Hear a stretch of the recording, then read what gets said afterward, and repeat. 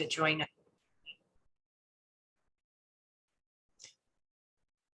I also am enabling the chat feature, which will be helpful for us with questions and answers in just a few minutes.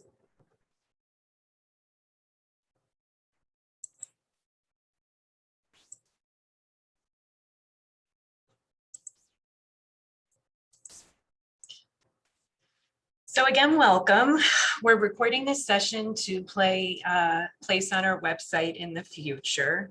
And I'd like to thank everybody again for joining us. We have three main agenda items, as well as time for items of the good of the order that would be about things related to the school opening or other questions that you may have.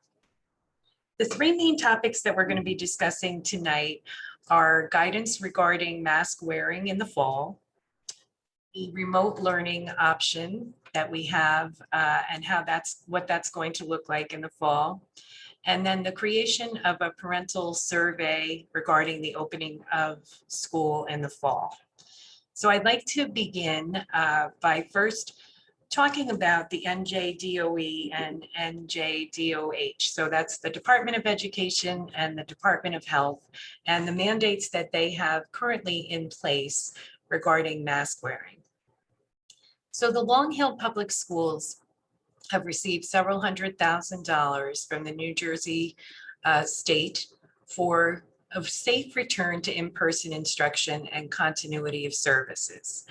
Given that we're a public school, that means any monies that we receive also come with a series of compliance orders. And one of those compliance orders is that we create a safe return to in-person instruction and a continuity of services plan. The DOE gives us a template, and interestingly, the first item on the template is the management of wearing of masks.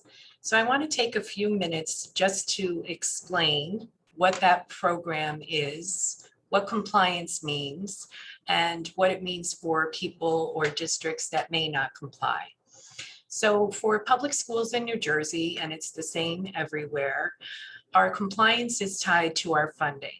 So in order to receive all of the funding that we have, for example, for the Summer Institute, to buy PPE, personal protective equipment, to make improvements to our ventilation, our windows, to provide additional instruction for students who are gifted, are performed within this ESSER, or Emergency Services Relief Funding.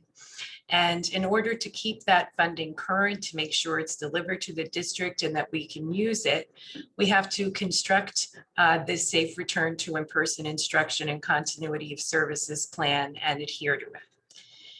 It has a couple of components in it that are common. First, the universal and correct wearing of masks. Second, social distancing guidelines when they cannot be maintained indoors, identifying that people must wear masks if they cannot maintain effective social distances. One of the changes that we've had recently is that students are not required to wear masks when they're outdoors. We also had, during the recent heat wave, exemptions to mask wearing indoors if there is excessive heat or if an individual has health concerns that would be compromised by wearing a mask. We're facing a lot of potential revised guidelines for vaccinated adults and how that may affect the wearing of masks in school. So I'm going to spend just a few more minutes showing you how different districts have responded to the state mandates. And then we're going to open up for any clarifying questions that people may have regarding the mask wearing mandate, and also address any suggestions that you might have about this moving forward.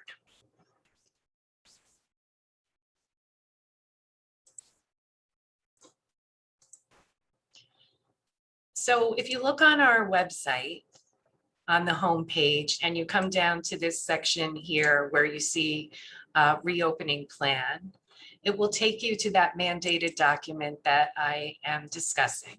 So this is the template that the New Jersey Department of Education has created for us to view. Oh, it says my screen sharing is paused. So can you see it or no? No. Okay, sorry. Let me try doing, oh, resume share. Sorry, now you should be able to see it. I see it. Apologies. Okay, so what I had done was just say, if you go to our website and click on reopening plan, it will bring you to this plan, which is the template for the compliance document that I was discussing. And this is set by the New Jersey Department of Education. And they give you different criteria and you can view the whole plan on our website. I also emailed a link to it. But the first one is about maintaining health and safety.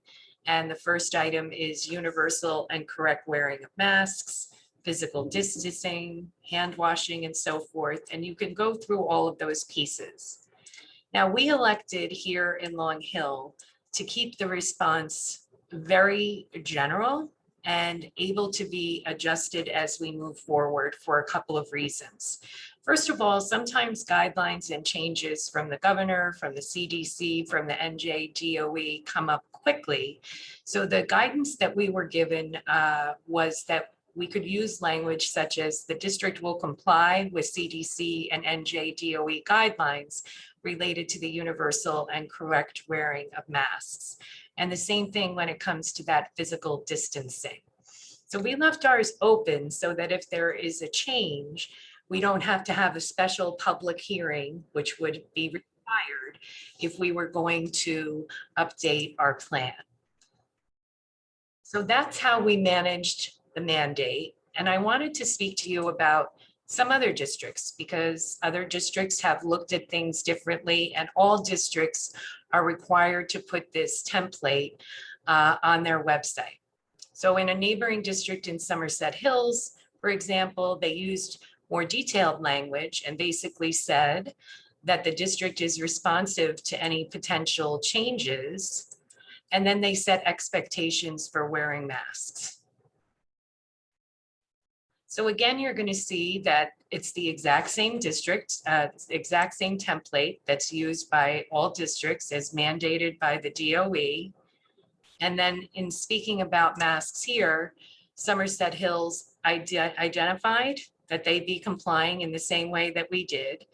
And then also explained that the district's published restart and recovery plan, which was the previous plan we had all had to do last summer, enumerates expectations for the universal and correct wearing of masks.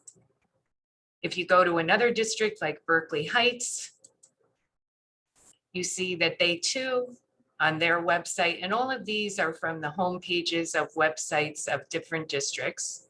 Again, we all use the same template. We all follow the same order. And when you look at their description related to wearing masks, they identify, according to the restart, all students and staff are required to wear a face covering unless it's a health risk, that if a visitor doesn't wear a mask for a non-medical reason, they may be denied access to the school facility, that they're encouraged to wear masks when social distancing cannot be maintained unless it's a health risk, of course. And it's necessary to acknowledge that enforcing face coverings may be impractical for those young children or children with disabilities. In Roxbury, they were one of the districts that in the heat recently had made masks optional. And they identified that they too, like all districts, to keep our funding, to keep students safe, to be in compliance, will comply with the executive order. But they did identify in their plan some of the discussions that they have had in their district related to this. So for example, we again see the same template that all districts are using. And in their explanation, we came to the universal wearing of masks. And they talked about the language of the governor and executive order in place, that they would have signage posted illustrating the expected ways to wear masks if we're still working under Executive Order 175. But if the trend continues, they would, and 175 goes away, they would make masks optional.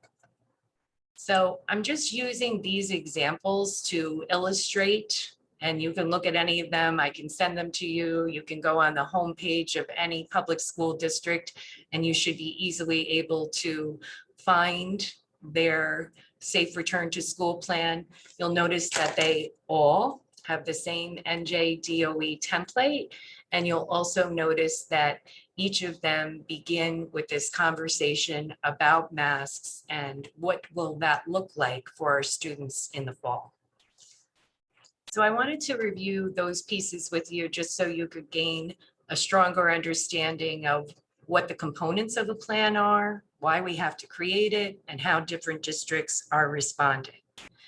Now, one of the things that's interesting, and I don't know, it's sometimes we think, do we even remember what the beginning of this pandemic was like?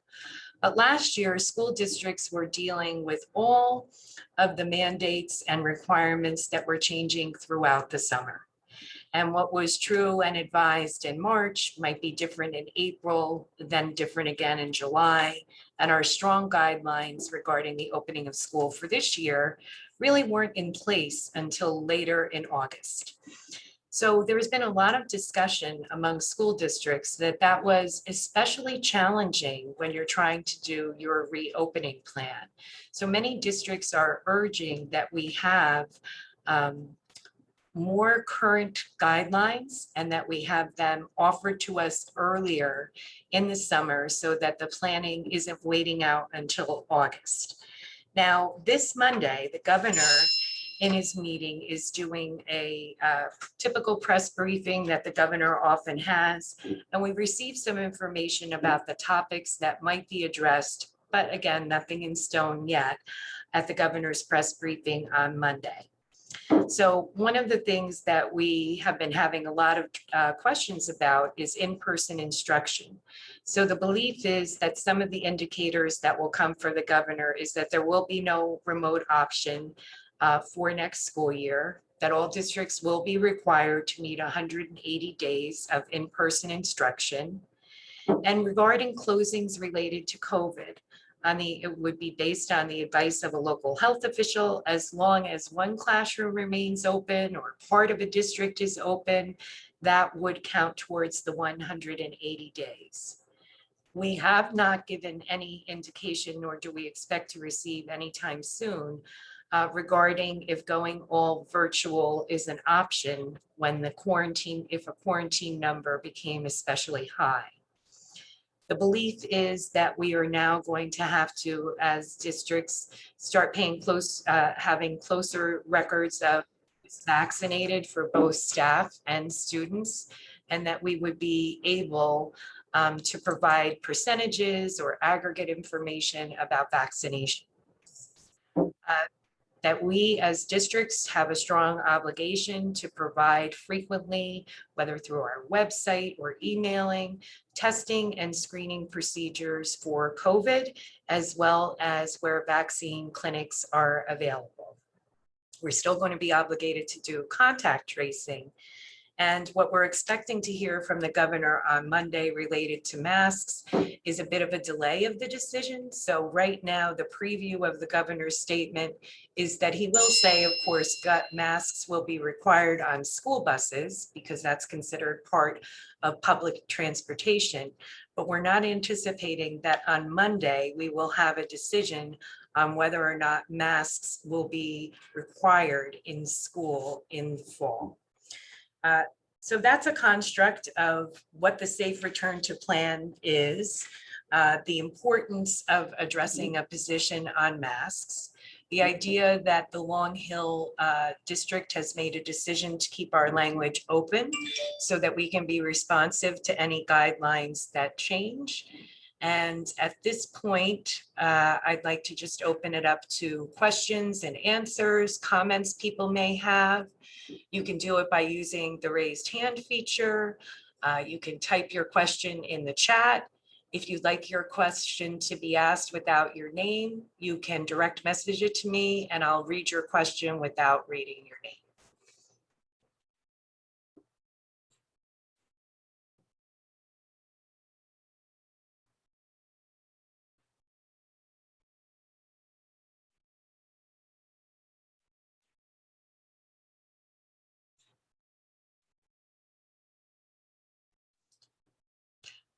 Connors and Sullivan, you can unmute yourself and ask your question, please? I apologize. This is Justin Daly, Danielle Daly's husband. Uh, what, uh, Dr. Mucci, I just want to say, like, first off, you have a very tough job, and what you're dealing with is it's very difficult, and you've done a great job. I feel like our pushback, our family's pushback against everything. It's nothing personal. You're dealing with an impossible situation, and I just want you to understand that our family does appreciate everything that you're doing. That being said, I apologize for the kid feedback. That being said, one thing, like you posted Roxbury Township, which now is mass optional. I would like you to address that, why they can be optional, but we can't be when they're posting the same plan, things like that. And then just overall, I just, my own comment, that's my question, but my overall comment is this, is that when we look at that exception that heat and individual personal concern, I feel a bit of that is ableist in the fact that, like, as people probably know from the different articles that appeared, my son has special needs, and the fact that he will be the only kid wearing a mask, I don't think that's good for him. And then just overall, I want to say that I think that it's a mental health issue for all children having to continue to wear a mask when the science does not agree with that, because children do not share the disease. And if they do catch the disease, it's less than the flu even. That's all I wanted to say. Thank you. No, your comments are much appreciated, and I'll try and answer your questions to the best of my ability. So I agree that especially going from a situation where everybody wearing masks to looking at a classroom with some students wearing masks and some students not wearing masks could be a challenge. And I know that when we put in any policy, we have to also make sure that we do a good deal of education about it. So a mask optional policy is tricky in that you might have to just have some time to talk to students about it being an individual choice. Is it really the best decision? And that's why I raised some questions, because everybody's trying to predict, what the governor will say with relation to vaccines. So vaccination status may play into whether or not people will be able to or will be required to wear masks. Now, the way the law currently stands is for mask wearing for students or individuals with disabilities has been the same since last March, which is if you have a medical situation or a particular, like the ones we identified, under 2 years old, a student with disability, somebody who might have challenges breathing with a mask, that trumps wearing the mask for purposes of mitigating the virus. So that has always been in place. What happened earlier this month was that there was an additional clause added that if you were in a situation of extreme heat, where it could also compromise your health, that masks could be optional then.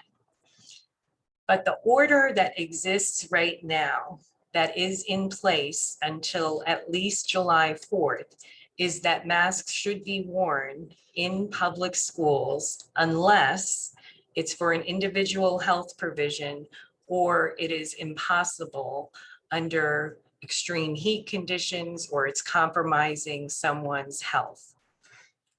We had a lot of questions related to that about parental decisions about wearing masks. And I want to honor and understand how every family feels about having that protection, having the ability to make the choice for their children, for themselves. However, I feel like it would be disingenuous to put out a survey that asks, do you want to wear a mask or don't you want to wear a mask? Or do you want your children to wear a mask or don't you want their children to wear a mask? If then this executive order is not repealed and the expectation is still that mask wearing is going to be required in the fall. If the law changes, the executive order changes, and it is clearly stated, and I didn't put all the examples up here, but obviously I've read a lot, I've looked at a lot of other districts. If you go to Madison Public Schools and you pull up their response to the plan, you'll see that the first statement that they say is, we urge the governor to make a decision to leave it up to local districts to decide whether or not to wear masks. Manalapan, another big one that was in the news. Their letters spoke specifically to lobbying the governor because this decision resides with the governor. So at this point, I feel it's premature to ask for parental input about masks because I thought that would be very disingenuous and a little bit of a letdown. I have no idea what the numbers would be because we haven't surveyed on it. But let's say we were to survey and 75% of the respondents said they didn't want their children to wear masks to school. But the executive order doesn't change and it remains as it is today, which is barring those exceptions, masks are required in school. Then how, that information just becomes an exercise in frustration. Now, would I certainly be willing to, when we have appropriate parameters and when we get better guidance from the state and we can ask educated questions that make sense, which is the new regulation is that masks can be left up to the discretion of the local school district. What are your feelings on that from a teacher perspective, from a student perspective, and from a parent perspective? Then certainly that would be a good time to ask those questions. I just think it's too early to ask those survey questions now.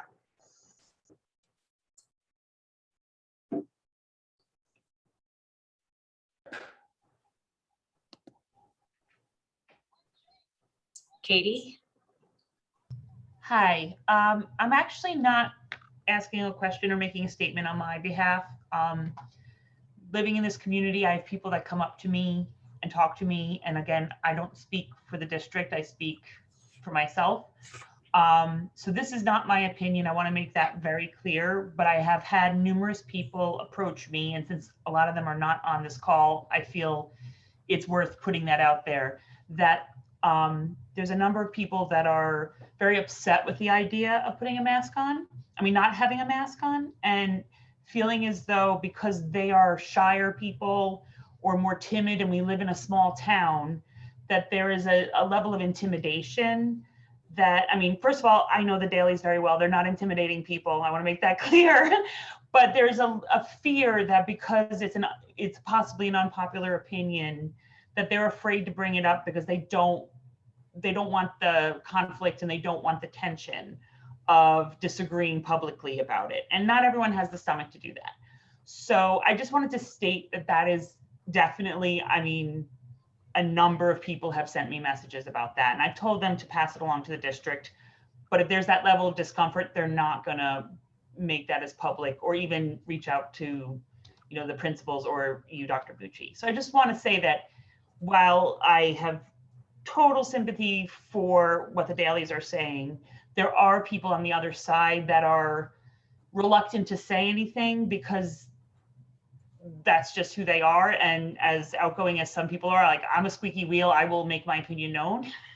I don't shrink away from that, but I do feel compelled to speak for people that are not comfortable speaking for themselves. So I just wanted to say that. That is not to say I agree or disagree with either side. I just wanted to voice that side because it hasn't been stated. So there we go. Okay. Mr. Daly, do you have a follow-up question or comment?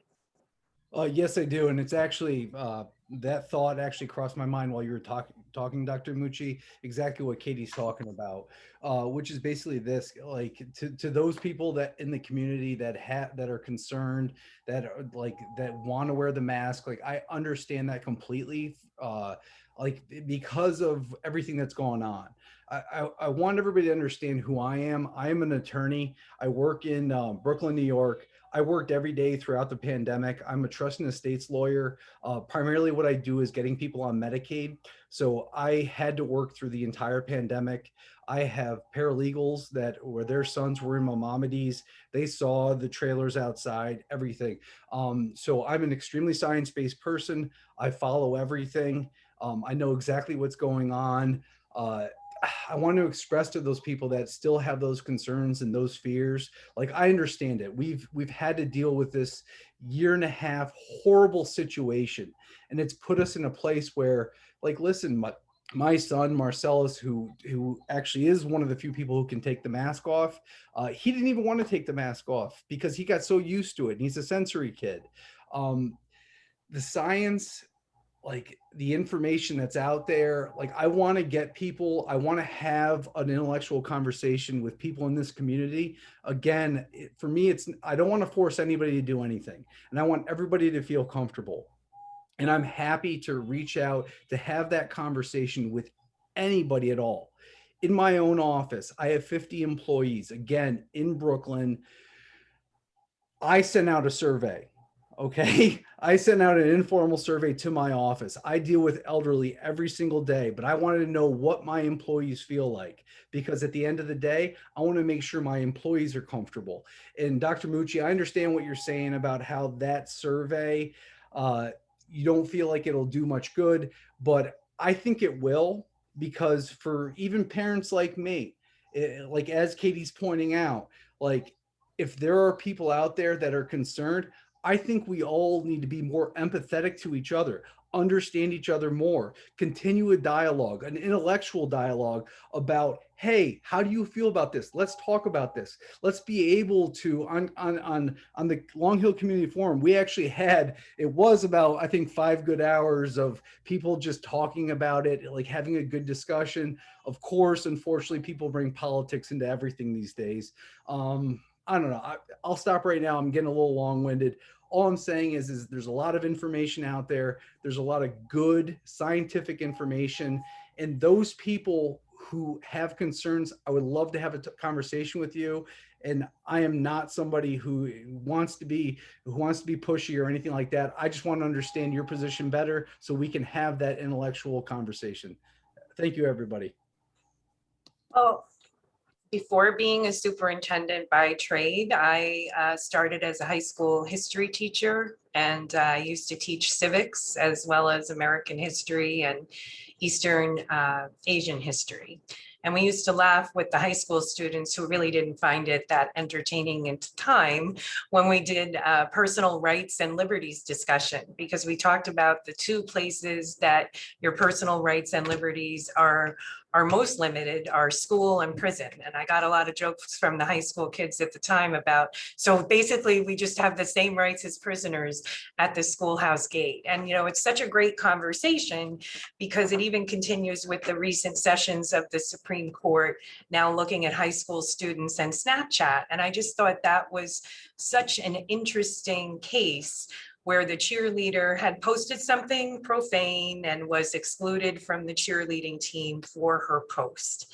And the Supreme Court ruled that that was a violation of her right to free speech because it happened outside of school and because it didn't provide any threat to school.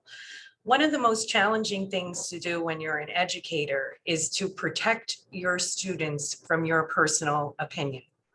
So that's also my job here.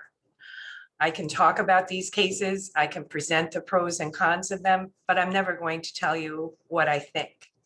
And I will also say, I'm not opposed to a survey. I just want to present a survey that's going to have meaning to the people who take it. And it's going to be something that I can enforce and deliver. I do want to know the sentiments of the community, but I want to ask questions that I can act on. And I think the summer seems to go by in a very quick blink of an eye. But the truth is, we probably within 3 or 4 weeks are going to have very specific guidance on whether it's a local decision or it's not a local decision. aside from that, I think the forums that you mentioned, if you want to meet as a group, if you want to talk privately, if you have issues that you want to vet out on Facebook, those are places to talk about political differences of opinion or share information. I'm not contesting science.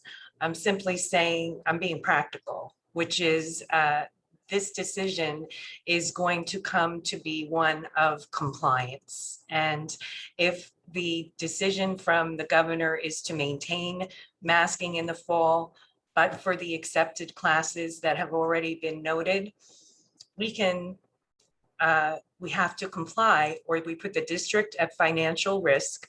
We lose hundreds of thousands of dollars of funding that's actually moving our district forward in terms of COVID-related learning loss and new programs that we're bringing in for gifted education, not to mention the fact that we also would put our state aid at jeopardy. So my responsibility, or one of the parts of my job, is really just compliance. And that's why I want to have the most clear guidelines from the state about what we're allowed to do.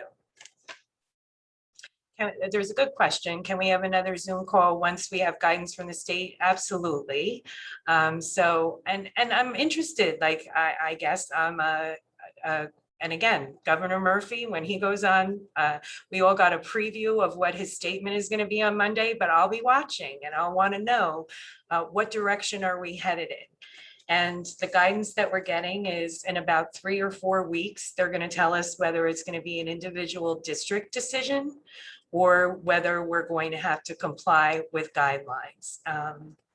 We also have to think about what does it feel like if it's different for vaccination. So I'll tell you what vaccinated individuals as opposed to unvaccinated.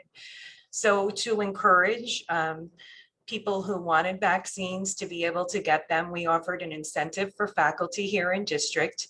And if you had to take off because those vaccine appointments might be hard to get, we wouldn't take that away from people's sick bank, but they privately provided information to the school nurse to document their vaccination status. I haven't gathered any of that. I don't know how the governor is going to ask us to provide that information. I mean, COVID has been a spot check on a lot of systems in New Jersey and around the world, things that work well, things that we've seen in New Jersey didn't work well for some families, like the unemployment system, which came to cause so many problems and difficulties for people who were adversely affected by the COVID crisis. Now we're going to see, what communities are getting better access to vaccination than others. Is there going to be 2 ways that we're coming back to school? New Jersey is a state that has so many divisions in terms of the resources that are available in public education. So does that mean that the governor is going to recognize that and allow us to have the ability to have different rules for different districts? He may.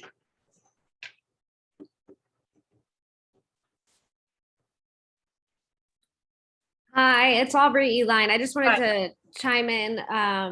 I think Dr. Mucci, you're doing a great job, and I agree with what was said before. Like, I don't think you're in an easy position at all. I think you're between a rock and a hard place, and it'll kind of be what it'll be. But you're doing a good job.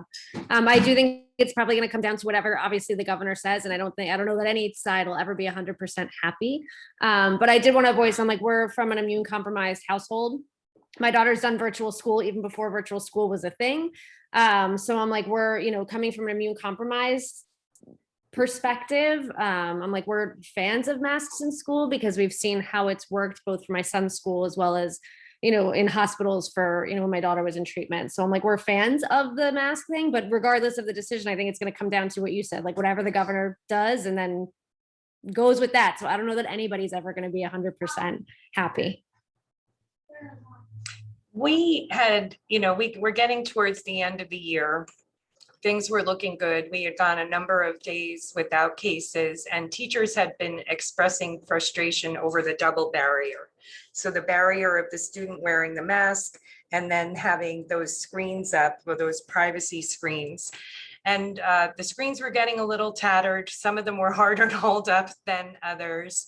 And we made a decision after consultation with the teachers and the principals that for those last couple of weeks of school, we wouldn't double barrier. We were going to take down these shields, and we kept them in the classroom. So if students wanted to put the shield up, or we could use the shields if the students were unmasked for snack. And I received a number of emails from parents who were very upset that we didn't survey that decision, that decision was made at the school level, and that they wanted to know about that, and that it might have affected the way that they felt about sending their children to school, because that might have given them a higher level of comfort with their students returning. So that's just an interesting way to point out that there are varied viewpoints here.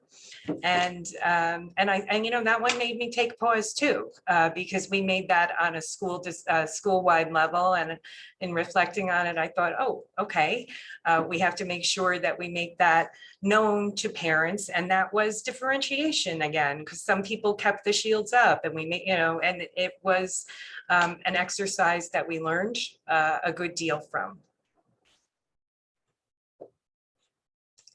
If the governor leaves the decision, yes, absolutely. So the question is, if the governor leaves the decision up to the local districts, will you send out the survey to the parents then? Absolutely, because if the decision is up to the district, my job is to represent the health and safety of all students and listen to all stakeholders. So I would separate the survey out by parents. I think that some of our older students, I'd love to involve the middle school students, especially in answering that question, just to have another data point about how students are receiving that information, as well, of course, as parents. So if it goes up to the local districts, we would absolutely send out a survey to parents and see where the community stands on the issue.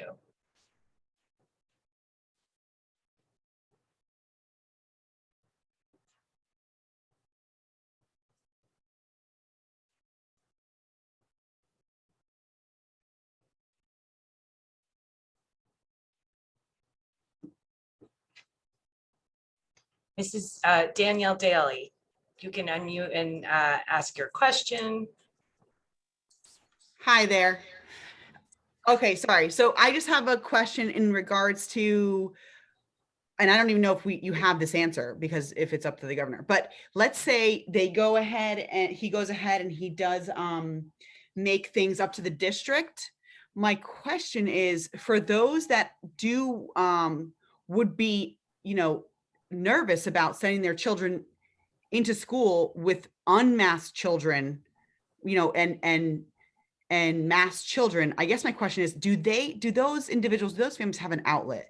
Do they have a backup plan to, maybe remote learning again? Like, I don't know if that's a possibility, or I think Governor Murphy did say no more remote learning, I believe, but So that's I'm also why, oh, sorry.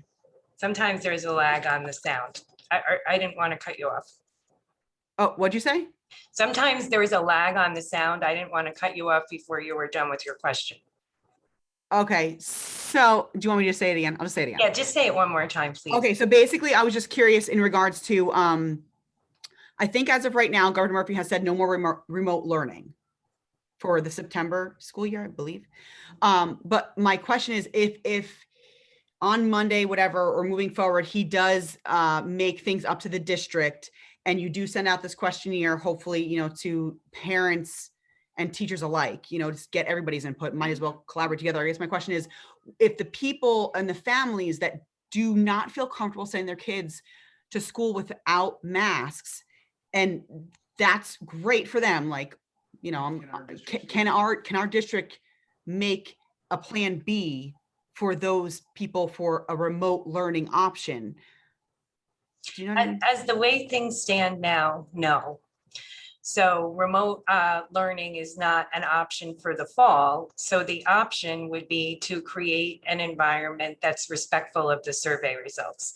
So I'm going to say that in my short time in Long Hill, virtually every issue, which is why I appreciate, Aubrey, you saying like, it's a no-win. I feel like everything has been 50-50, right? I haven't had a lot of like overwhelming. It's just a very interesting and I think great community. And I think part of what's wonderful about living in the world of 50-50 is the respect we're hearing on this call and the way that people respectfully engage. So it would then be our job to roll up our sleeves, and the families who maybe might not support that, we would have to make sure that many people were still comfortable wearing masks. We would have to do education for younger children as well as our families and our communities and explain, okay, we are going mask. This is hypothetical, right? We have the option for the decision to be made by the district, and survey data would be one big piece of it.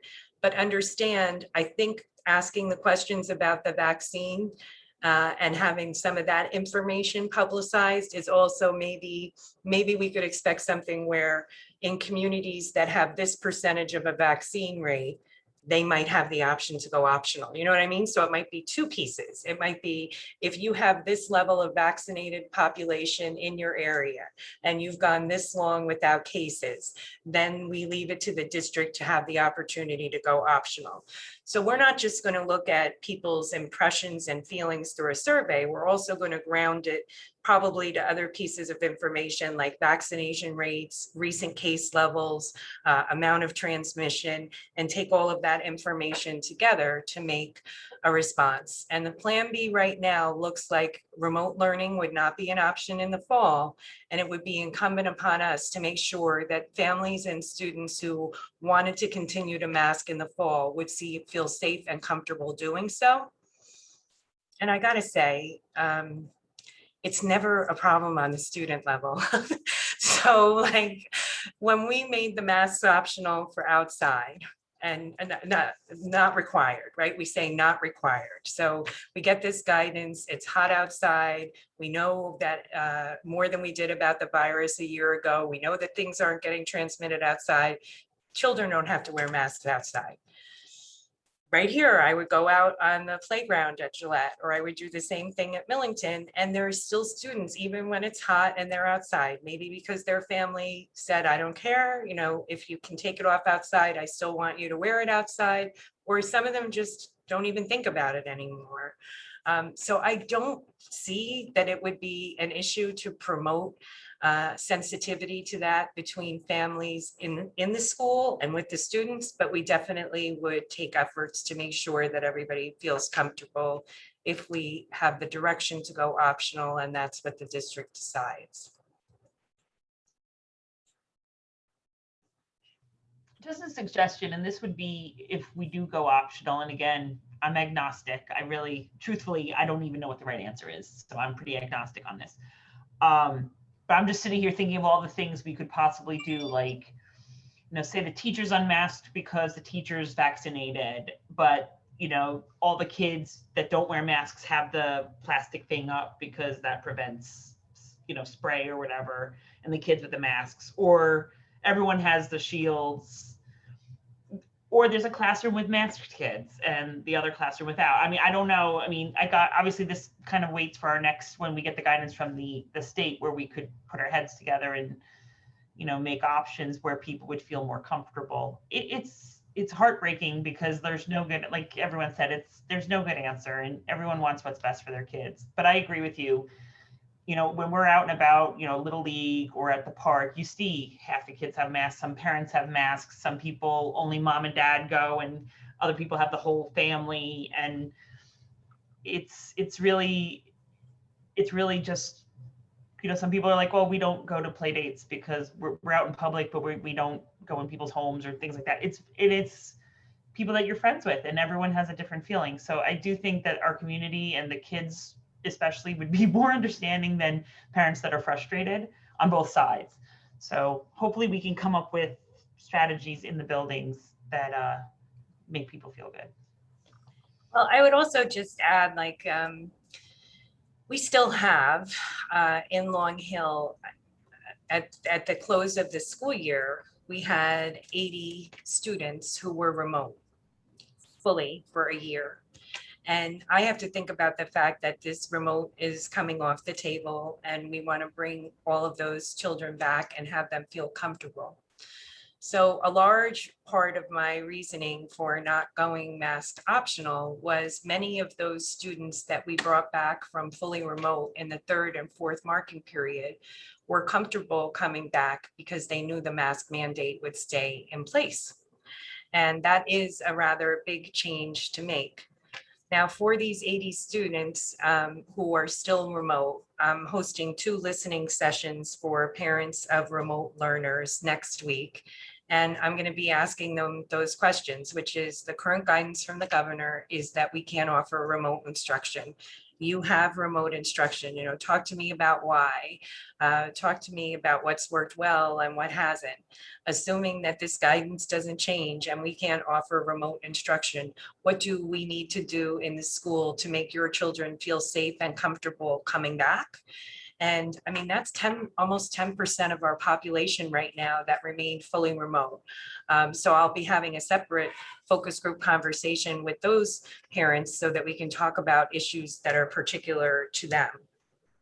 On another note, I'm sort of jumping around the agenda now just to make sure that I can cover everything.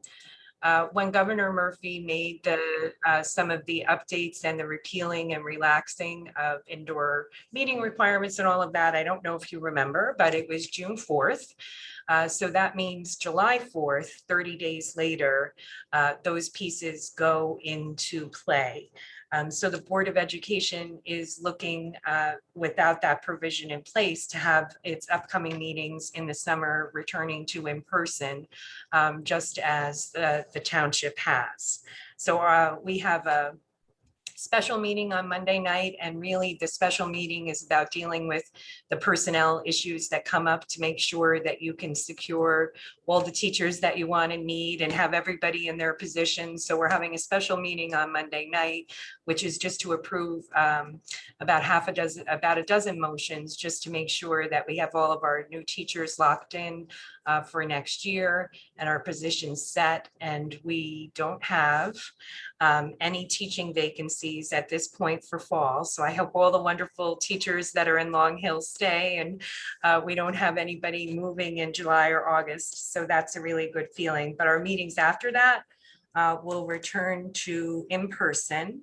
Yay. And this committee, this ad hoc committee that we've had has about 66 members. And I just wanted to share that anybody who would be interested, whether you're on the reopening committee or just joined the meeting tonight, to be a pre-reader or editor for a survey going out to parents, just to read it over before it goes out. Because sometimes you get it and you're like, well, it would have been great if they asked this question, or maybe we should have some more space. I will be using this committee as a test group. Anybody who's interested, just let me know. And when we're ready to survey about questions for fall, we'll have that subcommittee of this group kind of read through the survey before, make changes, and then we'll send it out to the whole group of parents, teachers, everyone. Okay, great. Because you know how it is, you read something a million times and then you hit send and find your mistakes. So if you're a good editor, I always love an extra set of eyes. How about any general questions, comments, items for the good of the order?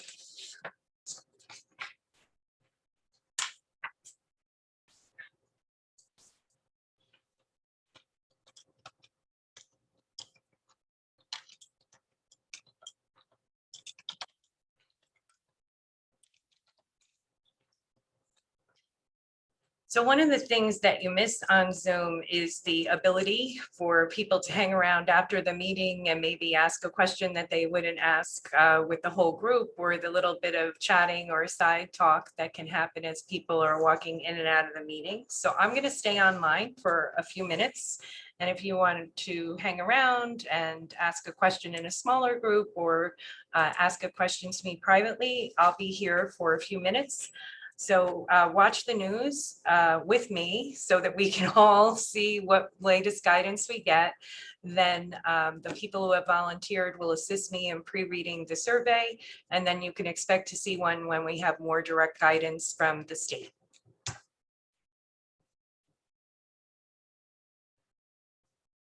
Oh, the grant, we actually discussed the components of the ESSER grant at the last meeting. So the minutes from the last meeting show the details of how much money we got for each area. But if you're interested in knowing about the allocations of the ESSER funds, 150,000, I can give you the exact numbers quickly. They were allocated in different measures in the grant, and they had to be put, some for learning loss, some for learning acceleration, and the largest part of the money was actually put forward for mental health services. So one of the things that we're going to be doing with our grant money is purchasing a counselor, not purchasing a counselor, but purchasing counseling services. And we anticipate that the beginning of the school year is generally a little bit more smooth, and we are thinking that we're going to need some of that extra support after the first marking period, when people are realizing how much the challenges that can come about. So in terms of the number with the CARE Act, that was when things first started coming up and districts had to buy personal protective equipment and hand sanitizers. We received $23,000 then. Then came round two, and that's the Corona Response and Relief Supplemental Act. And those are monies that need to be used through September of 23. $25,000 the district received for creation of learning acceleration programs, and the district intends to create a sequence of computer programming for all ages in kind of mini courses. Mental health was $45,000. And then in round three, we received an additional $202,000, and that was divided for learning remediation in the number of about $85,000. The additional two lines were split again between mental health and learning acceleration. So the district fared well, with a total of just under $280,000 over the three cycles of funding.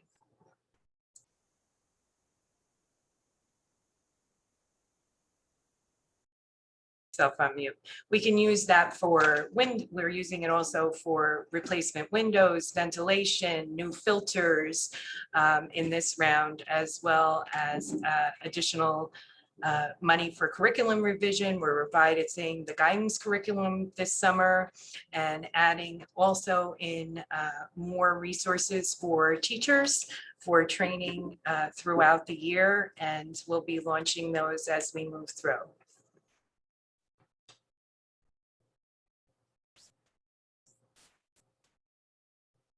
Did we get money for technology as well? I thought I read that somewhere. So when they give you the money that's for learning acceleration, 75% of the allocated funding has to be used for science, technology, engineering, or math. Okay, I know I read something. It's just, there's a lot of things. I don't know how you keep up, but I have a lot of cheat notes.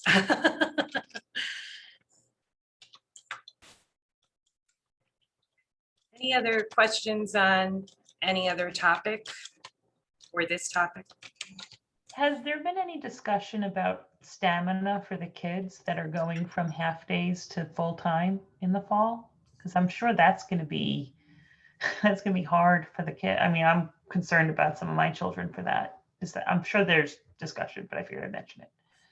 Yeah, that's definitely something that I'm sure the teachers have been talking about. And at Gillette, we had how do you address COVID-related learning loss? And we had a discussion with Dr. Costanza, who's an expert in pre-K2.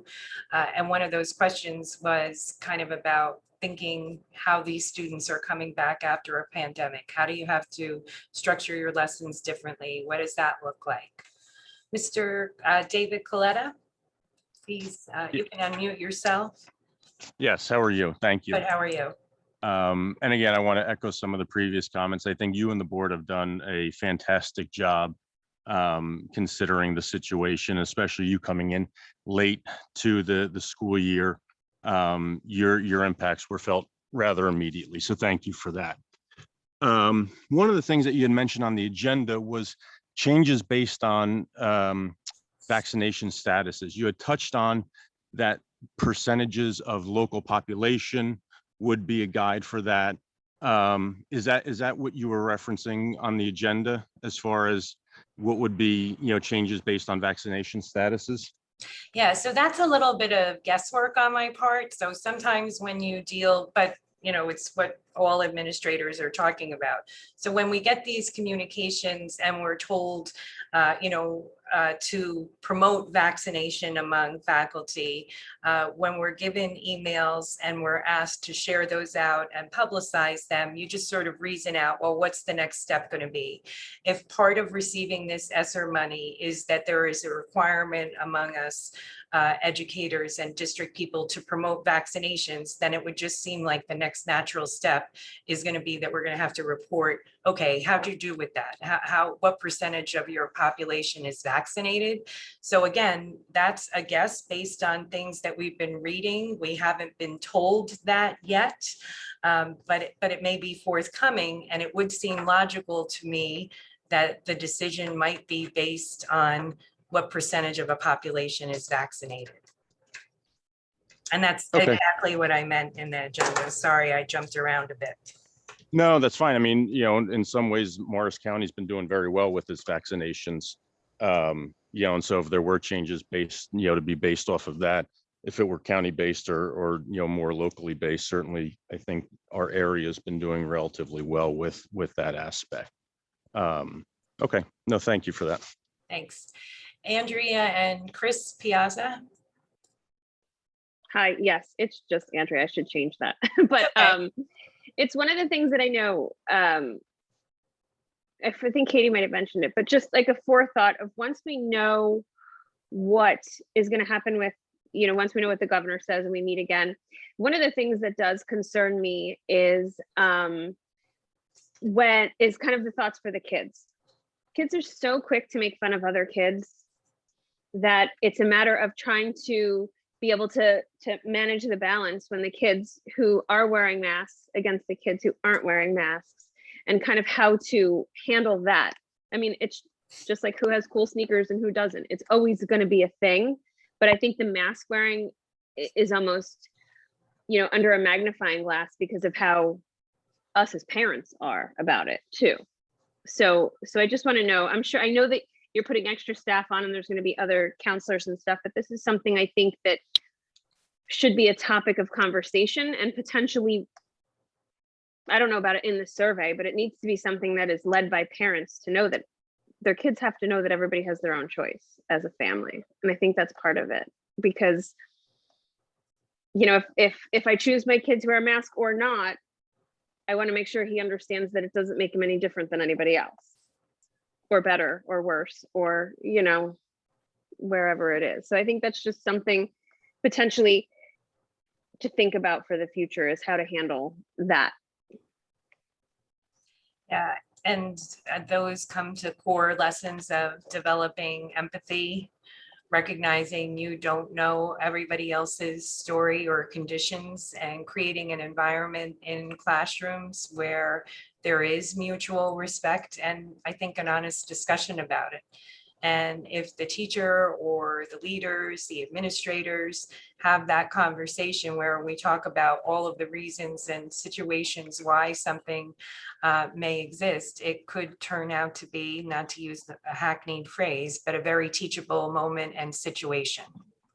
Yeah. And I think it's also, I also don't wouldn't want a kid whose family wants them to wear a mask or doesn't want to wear a mask come home and ask, for one. I think that's just something to kind of keep on the back burner of how that could be handled. Thanks.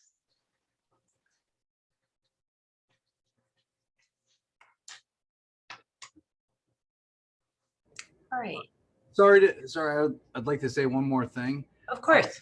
Like in my own office in Brooklyn, like again, I want to reiterate the point of where I work every day. So I sent out an informal survey to my office. I mentioned it before because I want to be sensitive to my own employees because I have high risk employees and I have high risk family members. And one of the big things was in my office is my office manager. Unfortunately, her husband had a lung transplant, 9/11 survivor. All right. My first introduction to masks was with him. And like, again, like I go back to the science, I go back to the guidance that he had pre-COVID, and everything seemed to change with COVID. And like, that's my biggest problem with this whole thing is we're not focused enough on the science and what he was told. Like, here's a guy with lung cancer, the risk that he had to take. And I just want everybody to remember pre-COVID world and how we dealt with diseases, even COVID, and like follow the actual science, not necessarily the guidance sometimes, because the guidance sometimes is political versus the actual things that are given out. And the one thing I want to go back to is I think the survey is important because for families like mine, I want to know what other families are saying. I want to know the percentages I want to know the feelings in our community, because at the end of the day, I might change my own mind. If I see the percentages are saying to my family, hey, you know what, you're wrong because you're going to make your neighbors uncomfortable. I want to know that. I want to know the whole story. In my own office, I was going to relieve our mask policy. I did not, because I had enough employees that told me, you know what, I won't be comfortable to come to this office. Same idea. This might change my mind. And this is why I strongly feel it's extremely important for you to please put out a poll, poll the parents, find out what's going on with the parents and teachers too. It will change our minds. Both sides of this equation. Not everybody's political. I want to stress this enough. As her husband, as the NJ article said, I'm only Danielle's husband. All right, her husband. Hey, we're not a political family. We want to know what everybody feels. That's it. Thank you so much. And of course, that's a good point to mention that once the survey is offered, right, there's nothing worse than taking one and having it go into the ether. So the survey results would be published. Why is that a bad thing? Why is the survey results being published? Why is everybody not having more information a bad thing? I said the survey results would be published. There's nothing worse than taking a survey and having it go into the ether, not knowing what happened. So of course, yes, I was agreeing with you. We're going to publish the survey results.